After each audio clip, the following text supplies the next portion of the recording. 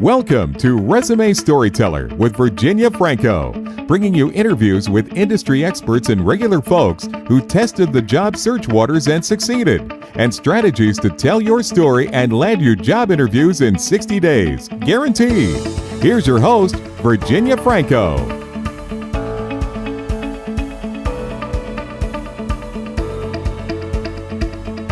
Hey guys, I have with me today career coach Lorraine. Her career path began in the health and weight loss industry, where she coached hundreds of clients to reach their weight loss goals. As a director and regional trainer for Jenny Craig, she hired, trained, and mentored dozens of employees in the areas of sales, service, and management. She was laid off in 2013 and took the opportunity from there to make a career change into HR. She has since supported the HR and recruiting efforts at numerous firms in IT, and today actively recruits within the intelligence community. In 2015, she founded WorkSmart Career Counseling, putting together her personal experience as a job seeker together with her expertise in HR and recruiting. She holds a master's in human resources management, a resume writing certification, and a career coaching certification. She's also the host of the Career Uprising on InfloRadio.com, iTunes, Spotify, Google Play, and all the others. Lorraine, thank you so much for joining us. Joining me, I should say.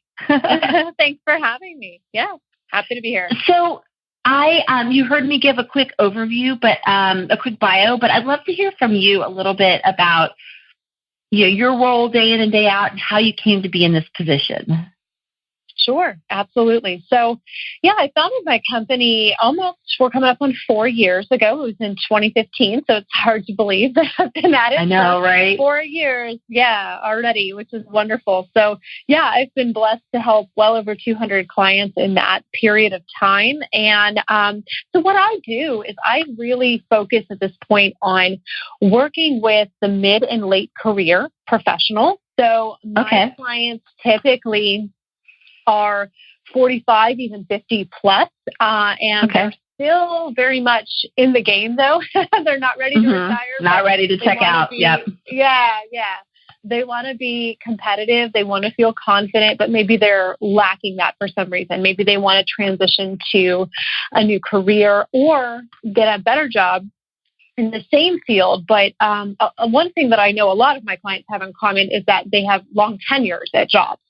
Which is not happening so much anymore, but the older generation, stayed at a job 10, 15, 20 years. And when they find themselves in the job market, sometimes they're lacking the knowledge, the know-how, the confidence to really put themselves out there and often to compete with younger talent too. So that's really who I work with. And I work people with that are long out of practice in job search. Okay. Yes, and don't really know what the modern job search looks like and how to navigate it and that type of thing. So that's kind of my special spot, is for those who maybe are concerned about even age discrimination or just what to do to get themselves out there and want to have a partner and a coach in their job search to help them just feel better about their presentation and who they are and what they have to offer. And those are not easy things to figure out sometimes. No, they're not. Go ahead. So given that they have been,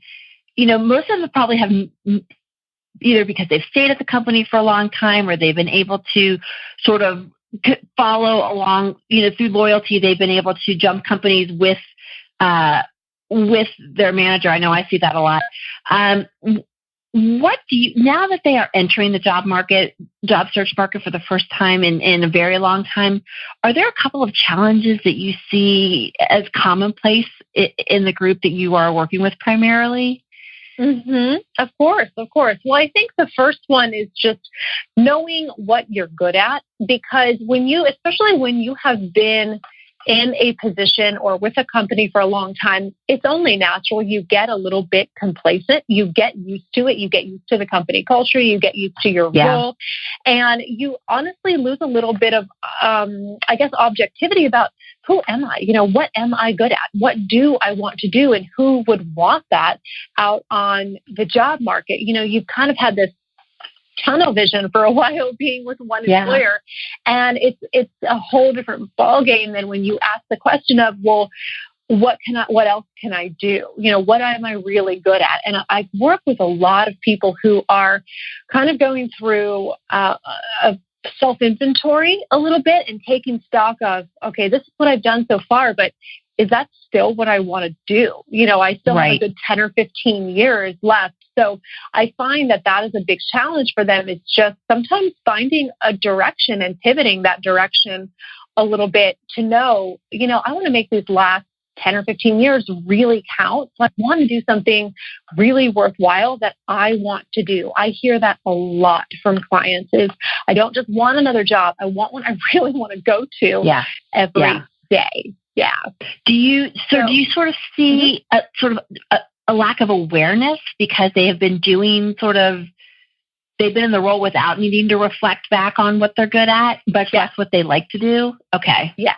Yeah. So I work with clients a lot to develop their self-awareness and feel comfortable claiming their value and claiming their strengths. A lot of us are not comfortable. We call it selling ourselves. I try to shy away from that phrase a little bit, but people say it's so hard to sell yourself. Yes. And what I tell clients is, well, then don't approach it that way. I want you to just know who you are and feel really comfortable and authentic talking about that. That's really different than selling yourself per se. That sounds fake. It sounds forced. There's an authentic way to do that. And I know you do that a lot with your storytelling aspect. And I really do a lot of that with clients as well. It's just tell me who you are. Don't worry about it. How don't spin it and be comfortable. And and it needs to feel true to you. I think that's so important. Yes. Yes. And so you help them to go through a self-inventory. Is it an assessment that you do with them, or how does that exercise look? Well, So one thing I do administer DISC assessments. I'm a big fan of the DISC, the DISC. So that is very much a part of my coaching. I implemented that about a little over a year ago. That has had a great new just layer and texture to all of it. It's kind of eye-opening because we don't see everything about ourselves. So that is a part of it. But I also, just in the coaching, I have a number of questions that I go through to get to know clients and really just pull out what are their interests, their strengths, and their priorities. It's a little acronym I kind of made, ISP. Okay. I want to know what you're interested in, what you're good at, and what matters most to you. I walk them through those three because those three things will determine your next career move. It needs to align with those. And so that intersection of what you like, what you can do, and then what you're good at, because there's plenty of things that people are good at, but that they don't want to do. Right. We don't need to make a career out of everything you're interested in. Right. So that's where the priorities comes in as well. Does it need to be closer to home? Do you need a certain salary? What matters to you in finding this next position? So it's a combination of the assessments, but also just my coaching and questioning to kind of figure out, all right, what's the heart of what you're looking for in your next role? I love that. Now, when you go through this process with them and you sort of provide I'm not speaking very well today. Once you're going through these assessments and you are, talking through with them about how to find the proper course, the next proper job course, is there something that you find that they're often surprised by that, catches them off guard? Maybe it's job search. Maybe it's something that comes from performing these assessments. Yeah, I would say, as far as the job search, I would say one thing that surprises a lot of clients once they get kind of deeper into the process is that networking actually does work. A lot of people I work with are non-believers, and that's completely okay. They're skeptics. Yes. I work with a lot of people who don't know any other way than to apply online, and I used to be that way as well.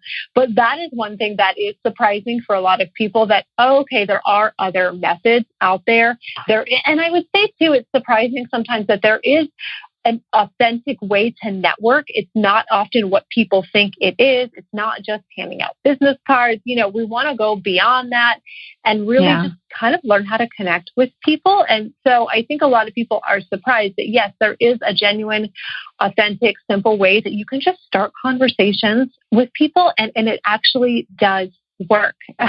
So that's the first thing that comes to my mind when I think of what are people surprised. They're surprised by what it actually takes to get a job. It's often not what they think. So more than they expected, or just different than what they expected? Just different. Well, more. I would say yes. Sometimes it does take more. I have a 3-step job search strategy that I walk clients through, and I get various responses with it. Some clients are much more open to it. They get it.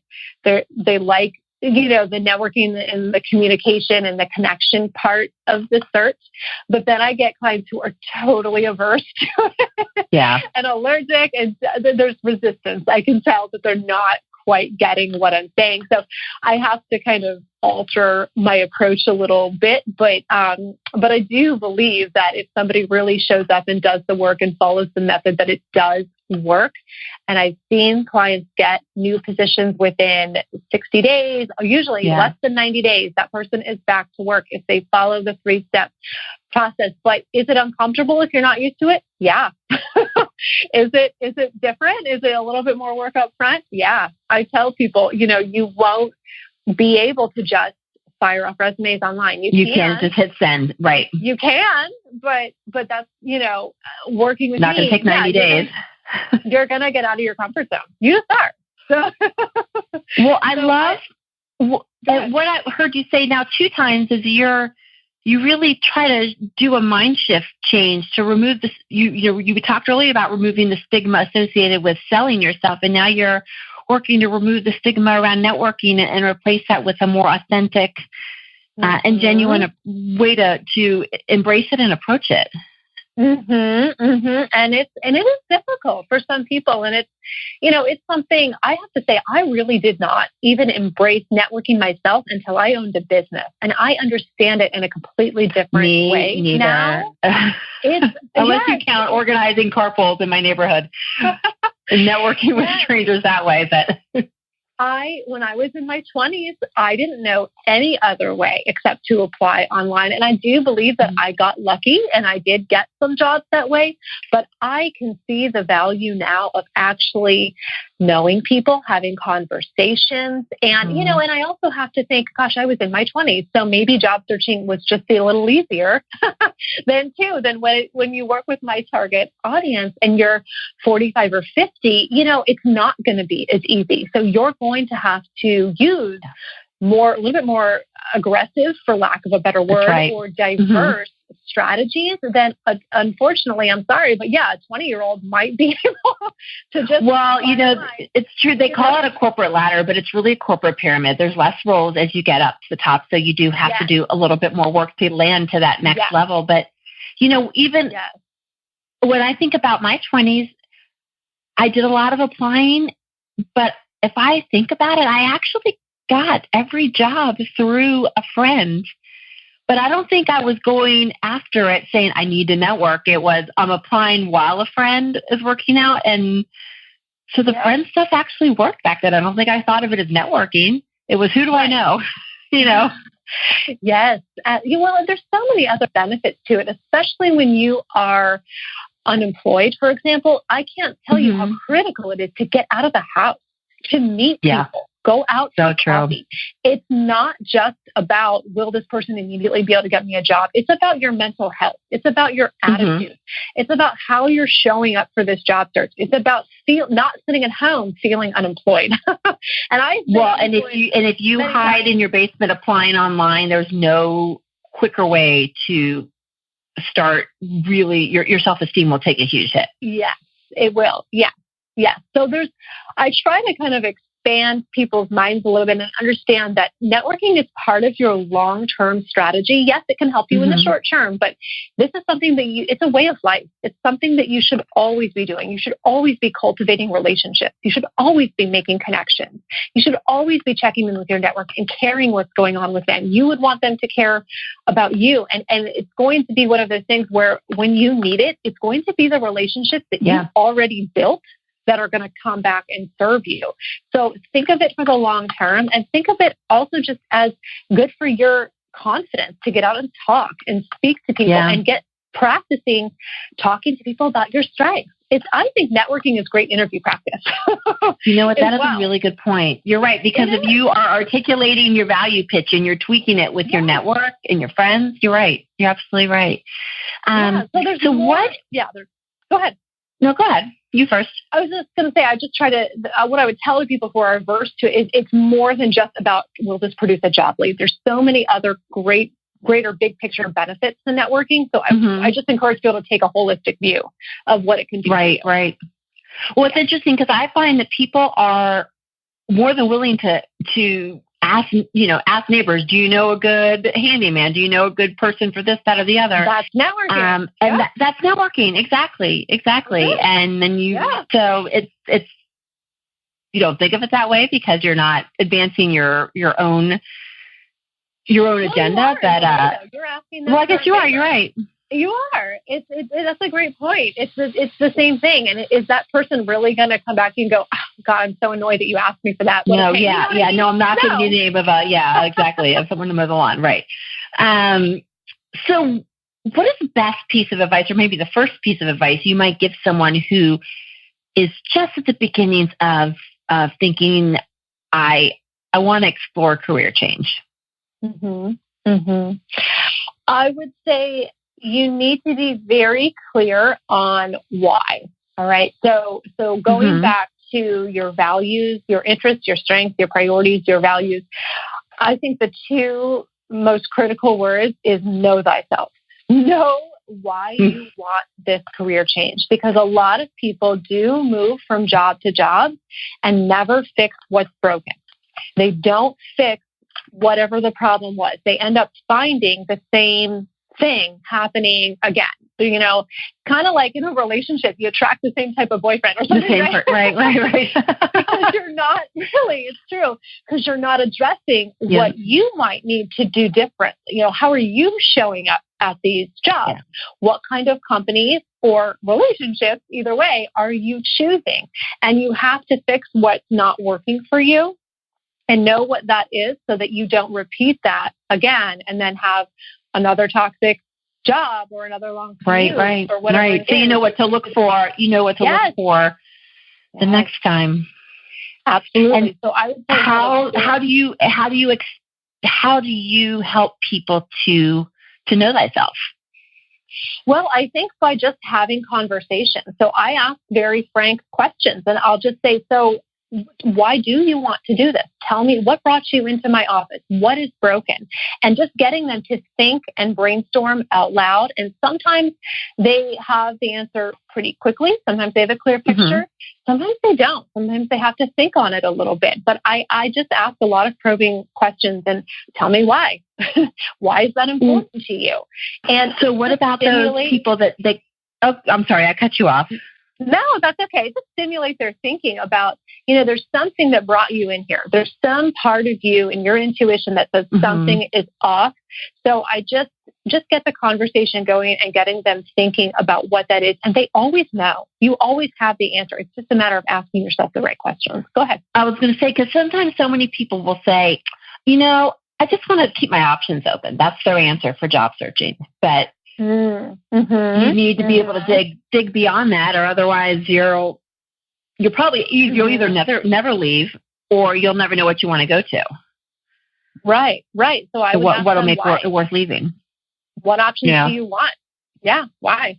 If you could change anything about your current job, what would it be? If you could just imagine the ideal role, what would it be? How does that compare to where you're at? Yeah, there's I love to just play why. Ask it why.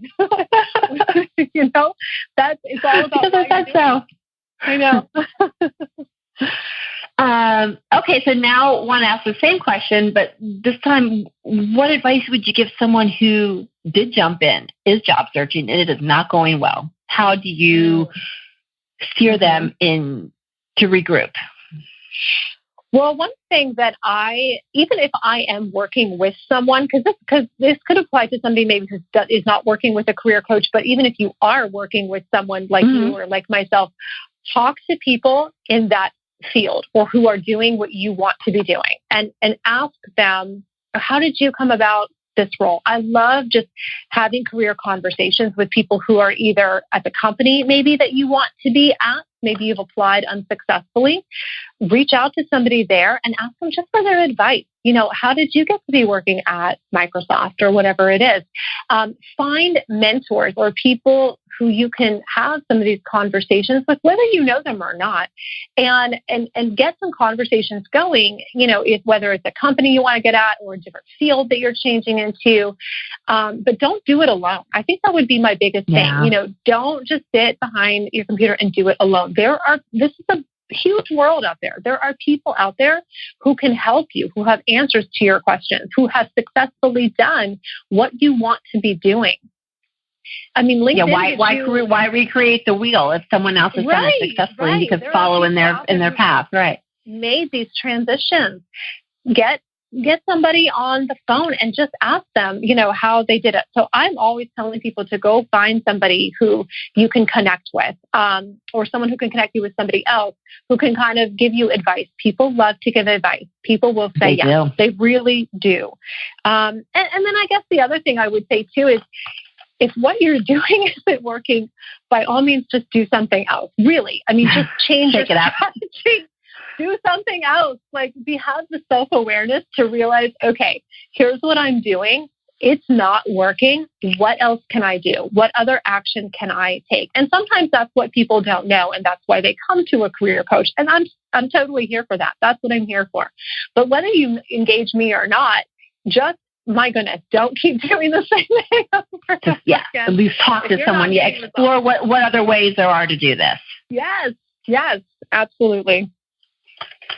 Okay, so what about the people, and I'm sure you get these folks, that are jack of all trades? They can do a million different things, want to go in different directions. Unfortunately, it seems to me that people aren't advertising for jack of all trades, even though I think they would be very successful if they did. I think it would help companies out tremendously, but they're not. So what do you recommend? How do you recommend they handle that? I do get those a lot. That is very common. What I would say is, we think we're a jack of all trades. And yes, most people have more than one skill. Absolutely. I've done sales. I've done customer service. I've done human resources. I suppose I could market myself that way if I wanted to. But that's what the coaching process, I think, is so good for, is because there is something that is better aligned for you in some way. Just because I'm interested in something, or just because I have a little bit of experience with something, doesn't mean it's the right career move for me. So again, I think that's where I would walk that person through. What are your true interests? What are your strengths? What are your priorities? And which of those directions, now that we know that, best aligns with that? And what do you want to get out of your career? Is going in, the project management route going to give you those things that you told me were most important to you? If not, maybe going in the other direction will. I think that we all have multiple potentials, but there's always what makes the most sense right now. And I based think on the intersection of your strengths, priorities, and interests. I love that. Yeah, and based on where you're at in your career right now.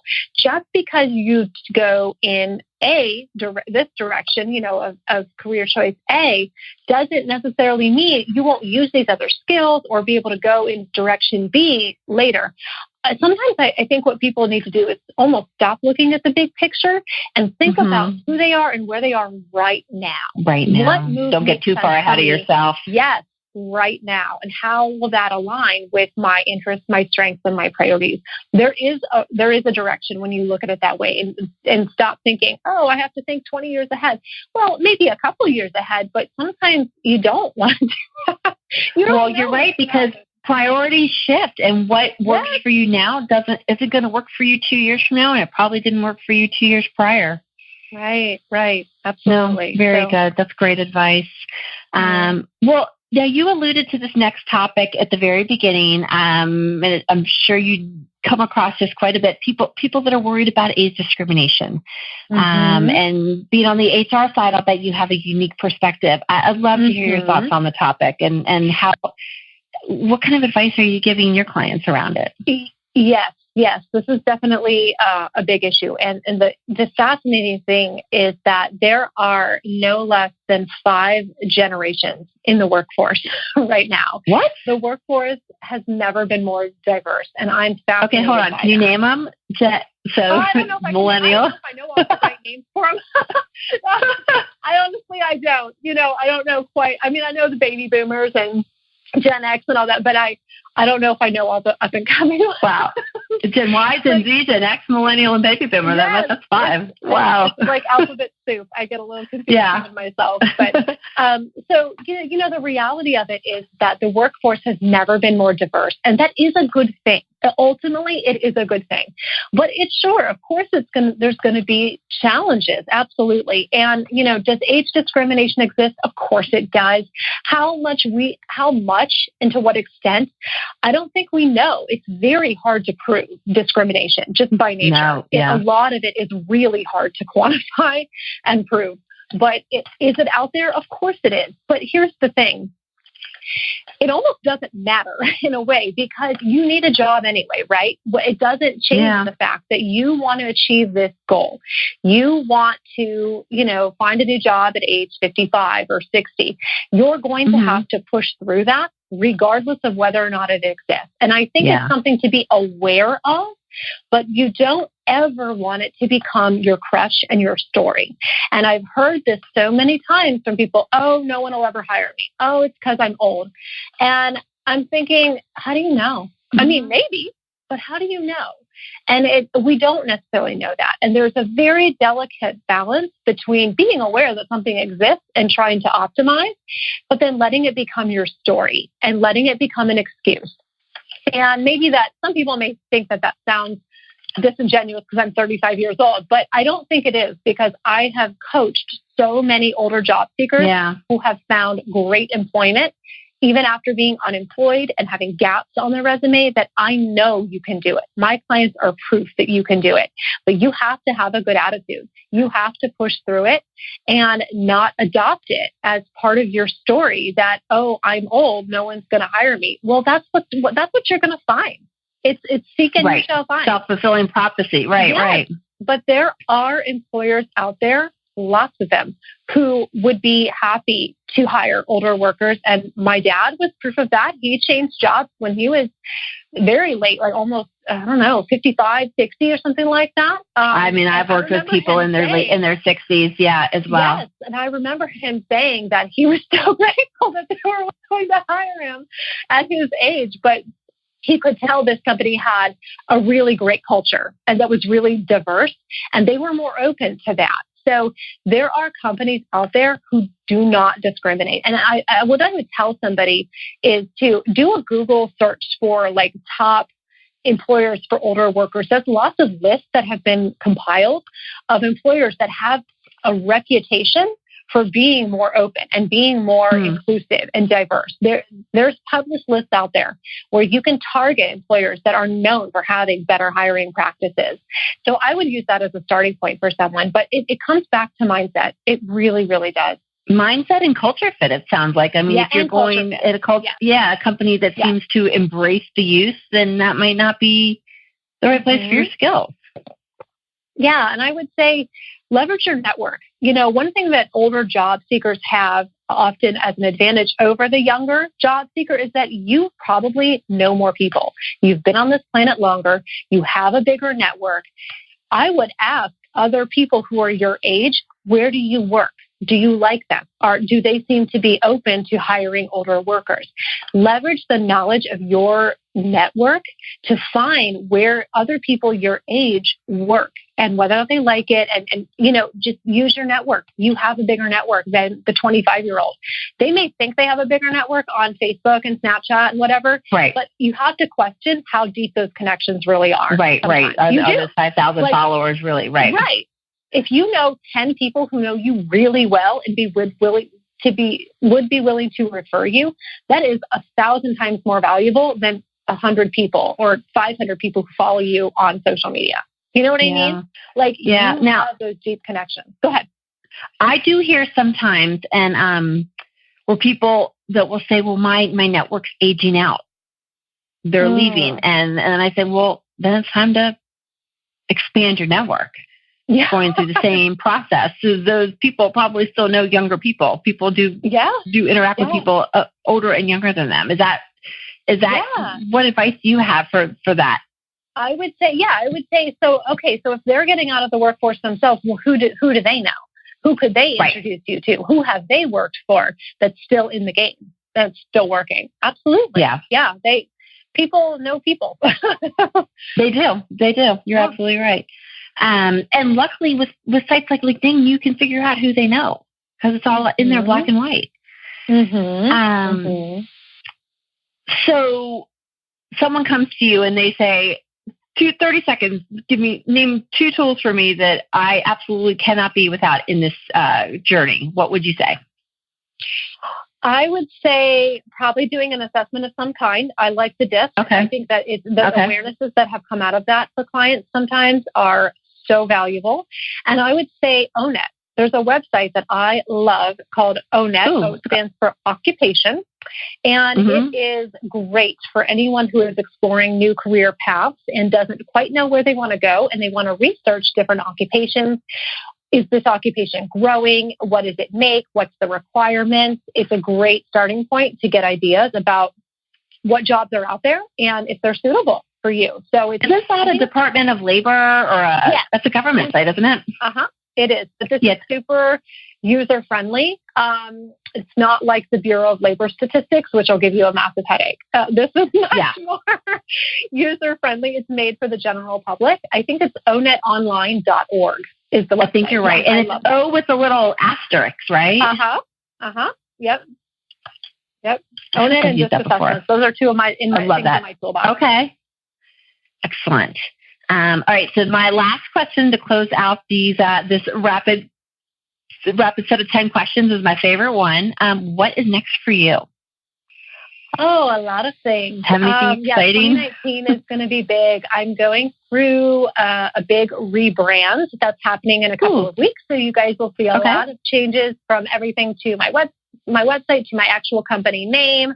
I am refreshing everything. So it's going to be kind of a new name and new energy to everything. So I'm also going to be thinking about doing some online workshops later in the year. And I'm also going to be selling some meditations on my website that are career focused to help people reframe their mindset and get in a good frame of mind for a career change and a job search. So that's coming as well.